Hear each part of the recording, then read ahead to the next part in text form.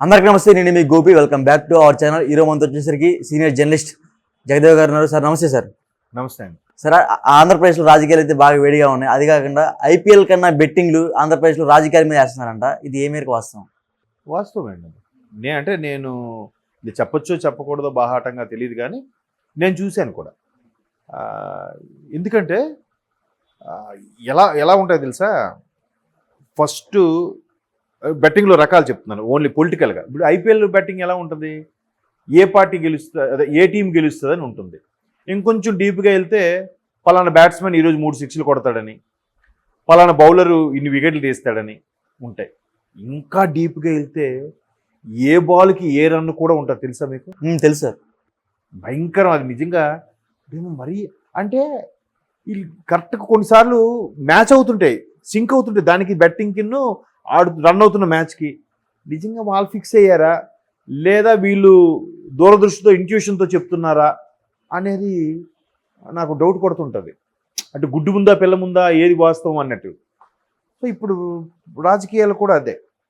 ఎలా ఉంటాయంటే ఫస్ట్ మా అభ్యర్థి గెలుస్తాడనో బెట్టింగు, తర్వాత ఎన్ని ఓట్ల మెజార్టీతో గెలుస్తాడనో బెట్టింగు, తర్వాత ఇన్ని నుంచి ఇన్ని సీట్లు వస్తాయి మొత్తం ఓ బెట్టింగు, గవర్నమెంట్ ఫామ్ చేస్తుంది అనేది బెట్టింగు, మా అభ్యర్థి మంత్రి కూడా అవుతాడన్న బెట్టింగు. అర్థమవుతుందా? తర్వాత మా మొత్తం మీద ఇన్ని అభ్యర్థులు గెలిచినా కూడా మళ్ళీ అక్కడ లోక్సభకు వచ్చేసరికి ఈ అసెంబ్లీ నియోజకవర్గం మీద ఎంత రేంజ్ వస్తుంది బెట్టింగు, ఓవరాల్గా స్టేట్ మొత్తం మీద మా వాడిదే రికార్డ్ అవుతుందన్న బెట్టింగు. చూడండి ఎన్ని చెప్పాను. నాకు తెలిసినవి 7, ఇంకా 70 ఉంటాయి. అంటే ఇవి ఏంటంటే కొంతమంది మిత్రులు, కొంతమంది వీరాభిమానులు, మీరు నమ్మరు. ఒకసారి ఇలాగే ఒక బై ఎలక్షన్కి సంబంధించి నాయకుడు 5 lakhs మినిమం మెజార్టీకి నాతో చదువుకున్న ఒక ఉద్యోగి, అంటే ఇది ఆల్మోస్ట్ మీకు ఎలా చెప్పాలి, ఒక 15 ఏళ్ళ కిందట మాట. నాతో చదువుకున్న ఉద్యోగే 3 లక్షలు పెట్టాడు బెట్టింగ్. ఎంత? 3 లక్షల మెజార్టీకి 3 లక్షలు. బట్ ఆడు నాయకుడు 5 లక్షలతో గెలిచాడు అనుకోండి మెజార్టీ, అది పక్కన పెట్టండి. ఆ ధైర్యం చూడండి అసలు. ఎందుకురా ఎంత పిచ్చి అని అంటే, లేదురా మా వాడికి వెళ్ళాల్సిందే. వాడు ఒక అప్పుడు మా శాలరీస్ అప్పుడు ఎంత అండి, 15,000 20,000 అట్లాంటి శాలరీస్లో ఉన్నాడు. ఆడు మీడియా మిత్రుడే, వాడు జస్ట్ అట్లా స్క్రోలింగ్ టైప్ చేసే మిత్రుడు సంథింగ్. ఇది నమ్ముతారా మీరు? ఎందుకంటే సిటీస్లో ఉన్న వాళ్ళకి కల్చర్ పరంగా, సబ్జెక్టు పరంగా, బుక్లో చదువుకున్న మ్యాటర్ పరంగా ఉండే నా సబ్జెక్టే, కానీ ప్రతిదీ లైవ్ ఎక్స్పీరియన్స్ ఉండదు. బట్ పల్లెటూరు వాడు అలా కాదు. ఆడ అవసరం అంటే డబ్బులు ఖర్చు పెట్టుకొచ్చి సిటీలోకి వస్తాడు. ఒరే పబ్కి వెళ్ళాలనుకుని వచ్చాను రా, వచ్చి ఫ్రెండ్ రూమ్లో జోకర్. నేను చాలామంది చూశాను. అరే పబ్ అంటే బాగుంటుందంట, ఆడ ఒక 20,000 తీసుకుని వస్తాడు. ఏరా అంటే, ఎప్పుడు చూడలేదురా, పబ్కి వెళ్ళాలిరా, క్యాసినోకి వెళ్ళాలిరా, ఆడాలిరా, వచ్చానుగో దీంతో అవగొట్టేసి వెళ్ళిపోతాను.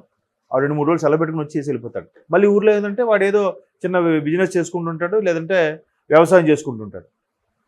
బట్ ఆ వ్యవసాయం మనకు తెలుస్తుందా? ఆడు చేసే బిజినెస్ మనకు తెలుస్తుందా? మనకు ఎప్పటికీ రాదా ఎక్స్పీరియన్స్, లైవ్ ఎక్స్పీరియన్స్. ఆ బుక్లోను, ఈ న్యూస్లోను, యూట్యూబ్లోను, షార్ట్స్ ఫిల్మ్లో చూసి నేర్చుకోవడమే, తెలుసుకోవడమే. నేర్చుకోవడం కూడా కాదు. బట్ వాడికి, నాకు తెలిసిన ఒక బ్యాచ్ ఉండేది వైజాగ్ ఉన్నప్పుడు. వాళ్ళు ఏంటి తెలుసా, ఫాదర్స్ బిజినెస్ మ్యాన్లు అయితే వాళ్ళ పిల్లలు బిజినెస్ మ్యాన్లు. ఒకడు మెడికల్ షాపు, ఒకడు కిరాణా షాపు, ఒకడు జనరల్ స్టోర్సు, ఒకడు జ్యువెలరీ షాపు. వీళ్ళు నలుగురు తాలూకు పిల్లలు కూడా ఒకే క్లాస్మేట్సే. బట్ నాకు వాళ్ళు జూనియర్స్. ఆ నలుగురు ఒక సర్కిల్ అనమాట.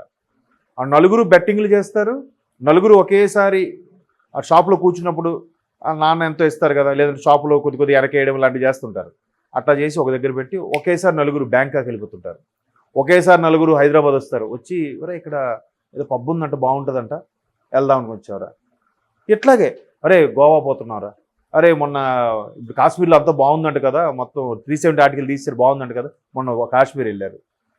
ఇట్లా అలాంటి వాడికి నాలెడ్జ్ మనం ఎందుకు పనికొస్తాం చెప్పండి? వాడు ఏదైనా చెప్తాడు. ఎందుకు ఫ్లైట్లో అది కాంపెన్సేషన్ ఇస్తాడు కదా, వాడు తిరిగి చెప్తున్నాడు ఫ్లైట్ ఉడియమ్మ ఇడికి ఆడు చెప్తున్నా. నీకు అర్థమవుతుందా? వాడు వెళ్ళడమే కాక చుట్టుపక్కల కూడా ఎడ్యుకేట్ చేస్తాడు. అక్కడ రచ్చబండి మీద కూర్చుంటారు ఈవినింగ్, కూర్చొని అరే ఏంట్రా ఇది ఇవాళ ఐపీఎల్ మ్యాచ్ ఉంది కదా, లేదురా సిఎస్కే వాడికి జస్ట్లో ఛాన్స్ మిస్ అవుతుంది చూడంటాడు, లేదురా మళ్ళీ ధోనియే కొడతాడురా, లేదంటే ఈసారి ముంబై ఇండియన్స్ వస్తాయి, ఆడు సింగిల్గా నోటి మీద లెక్కలతో చెప్తాడు. సో ఇంత అవేర్నెస్, ఇంత పాష్ కల్చర్ పెరిగిపోతున్న ఈ రోజుల్లో మరి బెట్టింగ్, ఐపీఎల్ కూడా పొలిటికల్ బెట్టింగ్ ముందు జూజూబీ ఖచ్చితంగా చెప్తున్నాను కదా. ఇప్పుడు ఐపీఎల్ బాల్ టు బాల్ అందరికీ తెలిసింది, ball to ball betting, team to team betting. చిన్నప్పుడు మేము కూడా సరదాగా బాల్ టు బాల్ బెట్టింగ్ ఆడుకున్నాం. మేము ఓడిపోతే మా బాల్ ఆడికి ఇచ్చేస్తాం, ఆడికి గెలిస్తే ఆడి బాల్ మాకు ఇచ్చేయాలి. ఇంకొంచెం పెద్ద బ్యాటింగ్ అయితే బ్యాటు, అప్పుడులో కేజీ బ్యాట్ అని ఎస్జీ బ్యాట్ అని ఉండేవి. అరే అప్పుడులో బ్యాట్ అది 4-5 వేలు చాలా ఎక్కువ, అందరూ చందాలు వేసి కొనుక్కున్నవే. ఓడిపోతే మన బ్యాట్ అడిగి ఇచ్చేయాలా, కానీ అలాగే బ్యాటింగ్లు ఉండేవి సరదా. అప్పుడు మనిషికి 50 రూపాయలు 60 రూపాయలు అలా పడేది షేర్లో. అంటే చెప్తున్నాను, అలాంటి బెట్టింగ్లు ఇప్పుడు ఏ స్థాయికి వెళ్ళిపోయాయండి? లక్షలు, కోట్లు, పొలాలు, తాకట్లు. అదేదో కాదేది కవితకి అనర్హం అన్నట్టు కాదేది బెట్టింగ్కి అనర్హం. పెళ్ళాలు పుస్తుల తాడులు, ప్రతిదీ బెట్టింగే. ఇంతకుముందు తగ్గిపోయింది. ఇంతకుముందు రిలీజ్ సినిమా కూడా అలాగే ఉండేది పిచ్చి, మీకు తెలుసా? ఒక్కొక్కటి సైకిల్ తాగడ పెట్టేసేవాడు బ్లాక్లో టికెట్ కొట్టడానికి, ఒక్కొక్కటి చైన్ తాగడ పెట్టేవాడు. అట్లా కూడా చిరంజీవి సినిమా రిలీజ్ అయితే అలా ఉండేవి. అలాగా ఇప్పుడు బెట్టింగ్ అనేది చాలామందికి సైడ్ ఇన్కమ్ కూడా అయిపోయింది. అయితే అందులో బాగుపడిన వాళ్ళ పర్సెంటేజ్ చాలా తక్కువ. ఇప్పుడు క్యాషినో కూడా బెట్టింగే కదా, ఊహాజనితం అంతే కదా, ఊహించి చెప్పేదే బెట్టింగ్ అంతా కూడా. క్యాషినో కూడా అంతే, ఈ నెంబర్ మీద 10 అంటాడు, ఆ నెంబర్ మీద 20 అంటాడు. ఇప్పుడు అది కూడా మా నాయకుడు ఇంత మెజార్టీతో గెలుస్తాడు, ఇది బెటరా, నీకు నాకు బెటరా. అది ఎలా వస్తుందంటే ముందు పొలిటికల్ డిస్కషన్ స్టార్ట్ అవుతుంది, అది ఆర్గ్యుమెంట్లోకి వెళ్తుంది, ఆర్గ్యుమెంట్ బికమ్స్ బెట్టింగ్. బెటరా ఎంత, మా వాడు 3 లక్షలు మెజార్టీ రా, 1,00,000 దాటదురా అంటాడు.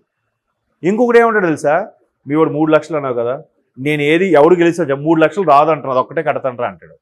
అలా కూడా ఉన్నారు. అది సింపుల్ బెట్టింగ్ కదా అది. అయితే 3 లక్షలు 2,99,000 వచ్చినా ఈడే గెలుస్తాడు కదా. అలాంటి బెట్టింగ్లు చాలామంది అంటే ఈజీ బెట్టింగ్లు కడుతుంటారు ఎక్కువగా నష్టపోకుండా. మొన్న కూడా ఇట్లా ఇంకో ఫ్రెండ్ ఉన్నాడు, వాడు వచ్చి మామ మొన్న బెట్టింగ్లు పోయిందిరా, ఎంత పోయిందిరా అంటే ఎంతరా, ఒక 60,000 పోయిందిరా. ఏముందిరా నెక్స్ట్ చూడరా 1,20,000 ఆగుతున్నా ఆడి నుంచి అని అంటాడు. ఏముంటే ఇలాంటి సిల్లీ అన్నీ ఊరికే. లేదంటే ఒక సిట్టింగ్ వేసుకుంటారు, ఒక మందు పార్టీలో మాట. అరే ముందు ఏముంటారు, అరే నువ్వు ఇస్తే నువ్వు నాకు పార్టీ ఇవ్వను, నేను ఇస్తే నీ పార్టీ ఇవ్వను. అది అలా ముదిరిపోతుంది ఆ డిస్కషన్ ఆర్గ్యుమెంట్లో. అది లక్షలు కోట్లలోకి వెళ్ళిపోతుంది. మొత్తం ఓవరాల్గా చూస్తే ఎన్ని కోట్లు, నాకు తెలిసి ఒక రాష్ట్ర బడ్జెట్ని శాసించే దీనికి అయిపోతుందేమో అనిపిస్తుంది కదా.